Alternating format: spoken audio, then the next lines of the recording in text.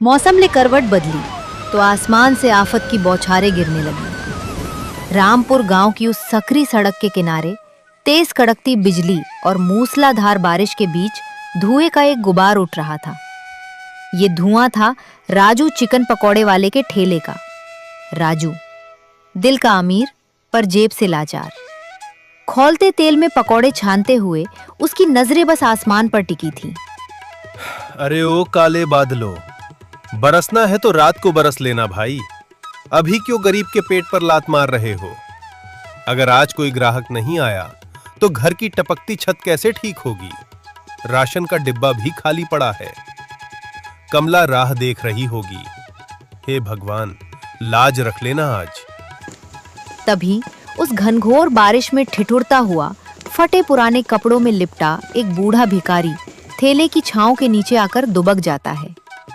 भूख और ठंड से उसके होंठ कांप रहे थे।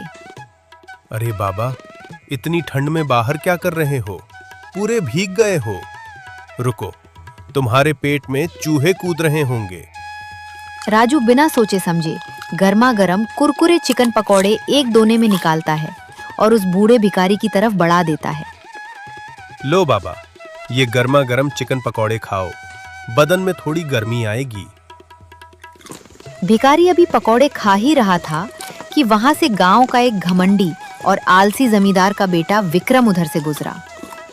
विक्रम हमेशा राजू की मेहनत से जलता था, क्योंकि खुद तो वो दिन भर ताश खेलता था। अरे ओ राजू, क्या बात है भाई?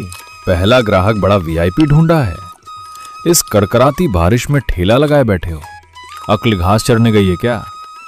तुम्हारे ये घटिया चिकन पकौड़े इंसान तो क्या, ये भिखारी ही खा सकते हैं।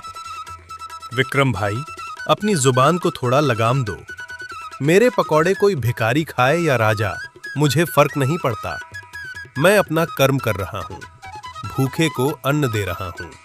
मेरा हिसाब ऊपर वाला रखेगा। हाँ, देख रहा हूं। ऊपर वाला भारी बारिश के रूप में तुम्हारी दुकान बंद करवा के बड़ा तगड़ा फल दे रहा है। बैठे रहो इसी भिखारी के भरोसे। राजू उदास होकर अपना ठेला आगे बढ़ाता है कि शायद आगे कोई ग्राहक मिल जाए। तभी सड़क के कीचड़ में उसे प्लास्टिक की पन्नी में लिपटा हुआ कुछ मिलता है। राजू उसे उठाता है तो देखता है कि वो कोई बटुआ नहीं, बल्कि एक सरकारी आईडी कार्ड और कुछ बेहद जरूरी दस्तावेज हैं।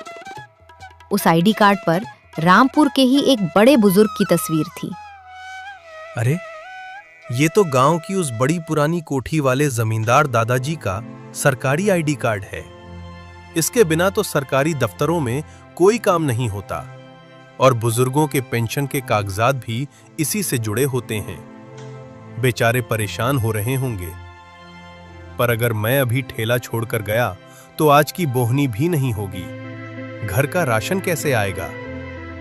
नहीं राजू, अपनी कमाई के चक्कर में किसी बुजुर्ग की परेशानी को अनदेखा मत कर। ऊपर वाला सब देख रहा है। राजू तुरंत अपना ठेला घुमाता है और मूसलाधार बारिश में भीगते हुए गांव के कोने में बनी कोठी के सामने जा खड़ा होता है। वो हिम्मत करके भारी दरवाजा खटखटाता है। अंदर से एक चिड़चिड़े मिजाज के बुजुर्ग बाहर आते हैं। कौन है भाई? इतनी आफत की बारिश में दरवाजा पीट रहा है। भीख मांगने का यही वक्त मिला है क्या? भागो यहां से। नहीं बाबा, मैं भीख मांगने नहीं आया। सड़क पर आपका ये जरूरी सरकारी आईडी कार्ड और कागजात कीचड़ में गिरे मिले थे। सोचा लौटा दूं, क्योंकि इसके बिना आपके बहुत से काम रुक जाएंगे। देख लीजिए, आपका ही है ना? आईडी कार्ड को देखते ही बुजुर्ग के चेहरे का गुस्सा हवा हो गया। उनकी आंखों से आंसू छलक पड़े। उन्होंने राजू का हाथ थाम लिया। बेटा, तुम कोई मामूली इंसान नहीं, मेरे लिए फरिश्ता बनकर आए हो।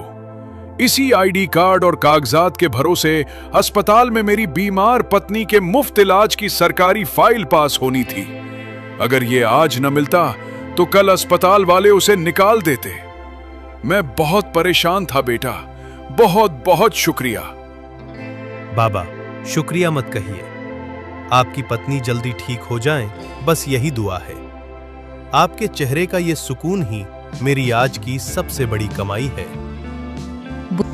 बुजुर्ग से विदा लेकर राजू अपना ठेला लेकर उस चौराहे पर आ जाता है जहां से शहर जाने वाली गाड़ियां गुजरती थीं। बारिश थोड़ी थमी तो किस्मत ने पलटा खाया। दो राहगीर राजू के ठेले की तरफ बढ़े।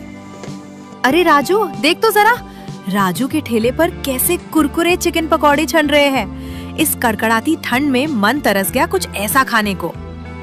हाँ भाई राजू, जरा हमारे लिए भी एक प्लेट बढ़िया मसालेदार चिकन पकौड़ा लगा दो, तीखी वाली हरी चटनी भी डालना। हाँ हाँ चाची, अभी लो, एकदम ताजा माल है, खाकर आत्मा तृप्त हो जाएगी तुम्हारी। धन्नो और राजू अभी पकौड़े खाने ही वाली थीं कि तभी वहां घात लगाए बैठा जलने भुनने वाला विक्रम सामने आ गया। राजू की दुकान चलते देख उसका खून उबल रहा था। राजू का ध्यान भटकाने के लिए उसने एक पकौड़ा उठाया, उसे मुंह में डाला और अचानक पेट पकड़कर जोर जोर से उल्टी करने का घिनौना नाटक करने लगा। छी छी, अरे चाची मत खाना, रुक जाओ, इस पकौड़े में से तो गंदी बदबू आ रही है। मेरा तो दम घुट रहा है, लगता है चिकन सड़ चुका है। राजू, तू लोगों को जहर खिलाएगा क्या? अरे क्या हुआ विक्रम बेटा, सचमुच उल्टी हो रही है क्या? पकौड़ा सड़ा हुआ है? हाँ चाची, देखो मेरी हालत, मुंह में डालते ही ऐसा लगा जैसे महीनों पुराना सड़ा हुआ मांस है। इस लालची राजू ने पैसे बचाने के चक्कर में मरा हुआ चिकन इस्तेमाल किया है। मत खाना चाची, बीमार पड़ जाओगी। छी रे राजू, धिक्कार है तुझ पर। चंद पैसों के लिए तू हमें सड़ा हुआ मांस खिलाकर बीमार करना चाहता है। हम तो तुझे बड़ा ईमानदार समझते थे। अरे नहीं चाची, मेरी बात तो सुनो, मेरा चिकन एकदम ताजा है। ये विक्रम झूठ बोल रहा है, ये सिर्फ नाटक कर रहा है। अब चुप करो ए लालची, मेरी तबीयत इतनी खराब हो गई और तू उसे नाटक कह रहा है। अच्छा हुआ चाची मैंने खाकर देख लिया, वरना आज तो तुम दोनों सीधे अस्पताल पहुंच जाती। दोनों औरतें गुस्से में राजू को कोसती और थू थू करती हुई वहां से चली जाती हैं। राजू की मेहनत की कमाई और इज्जत दोनों कीचड़ में मिल चुकी थी। विक्रम, तू इतना गिर सकता है मैंने सोचा नहीं था। अपनी झूठी उल्टी का नाटक करके तूने आज एक गरीब की रोजी रोटी पर लात मारी है। पर याद रखना, ऊपर वाले की लाठी में आवाज नहीं होती, हिसाब सबका होगा। जा जा, बड़ा आया ऊपर वाले का ठेकेदार। एक्टिंग देखी मेरी? बन गया ना मैं गांव का भला आदमी, और तेरी दुकान ठप। अब बैठ के मक्खियां मार। विक्रम सीना तानकर चला जाता है। राजू अकेले में सर पकड़कर रोने लगता है, पर उसे नहीं पता था कि उसकी इस बेबसी और सच्चाई को कोहरे के पार खड़ी एक शानदार कार से कोई बड़े ध्यान से देख रहा था। एक्सक्यूज मी भाई, अरे सुनो, यहाँ से हाईवे का रास्ता किधर जाता है? हमारा जीपीएस नेटवर्क काम नहीं कर रहा है, टोटल कंफ्यूजन है। बाबूजी, यहाँ से हाईवे बहुत दूर है। आगे का रास्ता भी इस बारिश में टूट गया है। कम से कम 50 कोस तक आगे कोई होटल या दुकान नहीं मिलेगी। ओह नो, रास्ता ब्लॉक है और मुझे तो बड़ी जोर की भूख लगी है यार। सुबह से कुछ ढंग का फूड नहीं मिला। अरे देखो, यहां तो कुछ गरम गरम फ्राई हो रहा है। ठंडी हवा में राजू के चिकन पकौड़ों की सोंधी खुशबू उन बाबुओं के नाक तक पहुंची। परदेसी बाबू एक ने थोड़ा झिझकते हुए ठेले को ऊपर से नीचे देखा। व्हाट? तुम ये सड़क किनारे इस छोटे से ठेले का खाना खाओगे? पता नहीं कैसा ऑयल है, बारिश में कितनी गंदगी होती है, बीमार पड़ जाओगे भाई। बाबूजी, भले ही मेरा ठेला छोटा है, पर मेरी नीयत साफ है। मैं अपने खाने में मिलावट नहीं करता। घर के पीसे मसाले और एकदम शुद्ध तेल इस्तेमाल करता हूँ। आप एक बार चक्कर तो देखिए। यार मुझे हाइजीन की फिक्र नहीं है, मुझे बस खाना चाहिए। भाई जरा हमारे लिए एक प्लेट कड़क वाले चिकन पकौड़े लगाओ तो। राजू तुरंत कढ़ाई में ताजा चिकन पकौड़े डालता है। कुछ ही मिनटों में कुरकुरे गर्मा गर्म पकौड़े हरी चटनी और प्याज के साथ पत्तल पर सजाकर बाबुओं को दे देता है। दोनों बाबू पहला बाइट मुंह में लेते हैं और उनकी आंखें फटी की फटी रह जाती हैं। Oh my God, this is amazing! यार, ये तो दिल्ली मुंबई के बड़े बड़े 5 स्टार होटलों से भी कहीं ज्यादा क्रिस्पी और टेस्टी है। अरे सुनो रॉकी, हमें जिसकी तलाश थी वो मिल गया। हाँ भाई, सुनो राजू, मेरा नाम रॉकी है और मैं शहर के इंटरनेशनल फूड फेस्टिवल का ऑर्गेनाइजर हूँ। अगले हफ्ते शहर में बहुत बड़ा कुकिंग कंपटीशन है जहां जीतने वाले को 10 लाख रुपए का इनाम मिलेगा। और सुनो, तुम्हें वहां इस इलाके के सबसे मशहूर और घमंडी माखन के ढाबे से कंपटीशन करना है। क्या माखन का ढाबा? अरे बाबूजी, माखन तो बहुत बड़ा आदमी है। उसका ढाबा पूरे जिले में मशहूर है। बड़े बड़े शेफ काम करते हैं वहां। मैं छोटा सा गांव का ठेले वाला भला उस घमंडी माखन से कैसे कंपटीशन करूंगा? मेरे पास तो शहर जाने के पैसे भी नहीं हैं।